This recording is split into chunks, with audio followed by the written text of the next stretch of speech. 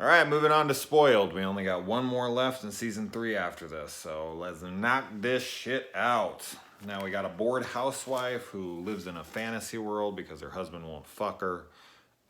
And she is just desperate for some deep dicking. Wow, this channel has gotten very crude. Hopefully, I have some loyal supporters. Because I already lost like half the people who check this out. But it's true. What else you want me to say? Okay, speak the fucking truth. I'm the magical sitar from fucking Moulin Rouge. I only speak the truth. Or a bunch of bullshit. It's up for you to decide. We get like just a shameless HBO plug in this.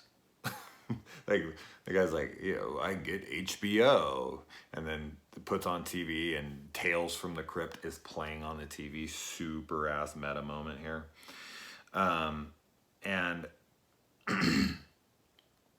so it's weird because I feel I have two different feelings about how this all plays out. Like, this guy is just blatantly ignoring his wife, who's desperately craving his affection, his physicality, his sex, his emotions, everything. Like, he is not there. And so, I'm sitting there and I look at the guy and I'm thinking, okay, his intentions are in the right place because he is trying desperately to save lives. Like, he wants to be able to put people under for longer so that they can do more advanced surgeries.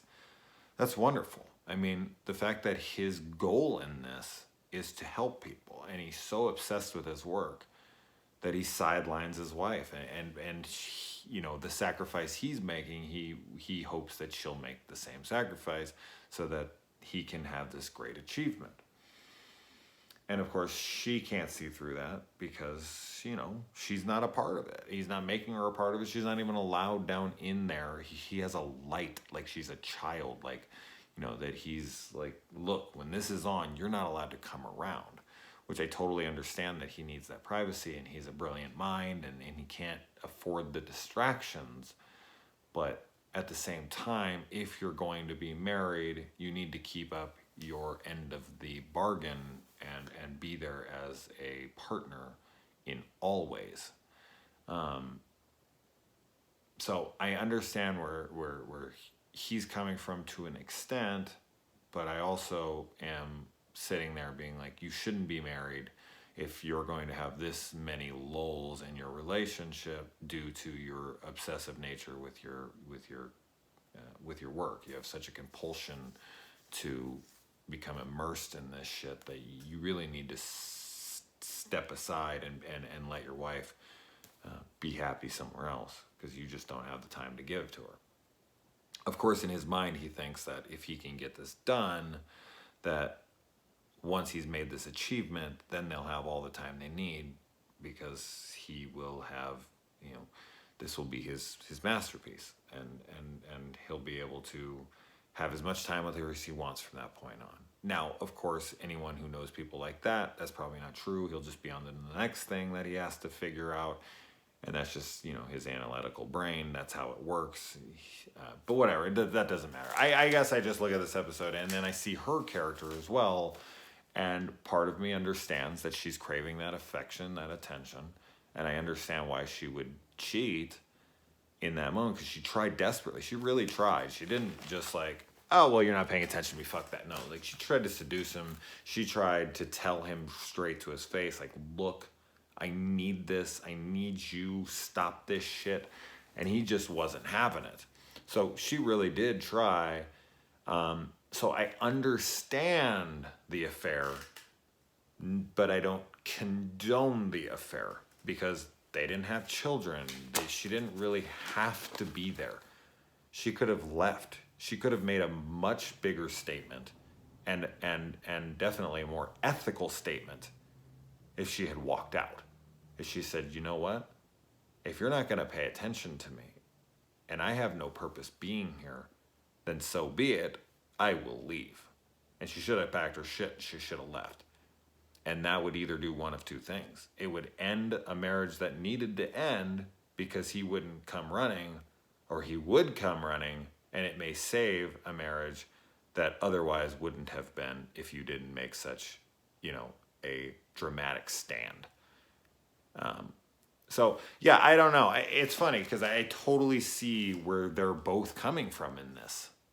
I don't feel like either party is a, a, a bad guy, so to speak. They had different needs, different necessities, different things that drove them. Both had selfish things and both completely justifiable things. So anyway, I don't know. Like, the dynamic there really intrigued me, so I wanted to discuss it. Probably a little too long, but whatever. That's what I do. The cable guy flirting. Now, the cable guy flirting stuff in this is almost as if the dialogue, it's almost as if she's living her own fantasy. Like, she's pushed this guy into being part of her reality in which she sees things.